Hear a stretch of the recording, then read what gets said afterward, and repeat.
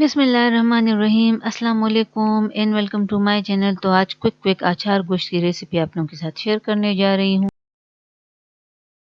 तो इसके लिए मैंने आधा कप ऑयल जो है वो ले लिया। आधा कप ऑयल के अंदर मैंने 1 टेबलस्पून के बराबर लहसुन अदरक का पेस्ट डाला, 2 टेबलस्पून अचार गोश्त मसाला डाला और गोश्त जो कि आधा किलो था इसको मैंने अच्छी तरह से भून लिया। ये बोनलेस है और मैं बोंग ले रही हूँ और ये बीफ है। अच्छी तरह से गोश्त को मैंने भूना और भून लेने के बाद इसके अंदर मैंने 3 से 4 कप गर्म पानी जो है वो डाल दिया और अब इसका ढक्कन मैंने लगा दिया और इसको मैंने 15 मिनट के लिए पकने दिया। 15 मिनट के बाद इसका ढक्कन मैंने हटा लिया। ये थोड़ा थोड़ा सा पानी इसके अंदर मौजूद है।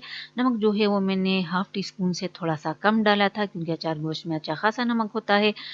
अब इसमें चूंकि इतना पानी मौजूद है, इस स्टेज पे मैंने इसके अंदर टमाटर जो है वो शामिल किए। मैंने 3 अदद टमाटर लिए थे लाल लाल किस्म के और उन टमाटरों को मैंने इसके अंदर शामिल किया। इसके साथ ही मैं इसमें डाल दूंगी तकरीबन 7 से 8 टेबलस्पून के बराबर पिटी हुई दही और इस दही को शामिल करने के बाद इसको मैं चला लूँगी और इसको चलाने के बाद मैं इसका ढक्कन जो है वो एक मरतबा फिर से लगा दूंगी और इसको मैंने पकने छोड़ देना है तकरीबन 7 से 8 मिनट तक, जब तक कि इसका ये पानी खुश्क ना हो जाए।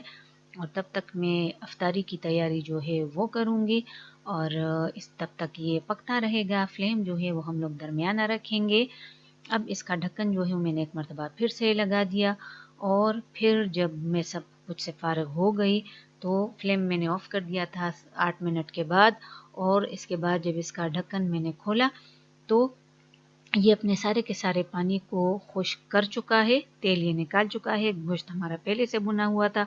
मैंने सिर्फ इसके अंदर हरी मिर्चें जो हैं वो डाल दी, अच्छी तरह से आपस में मिक्सअप किया, 5 मिनट के लिए दम पे छोड़ दिया और ये हमारा अचार गोश्त बिल्कुल रेडी।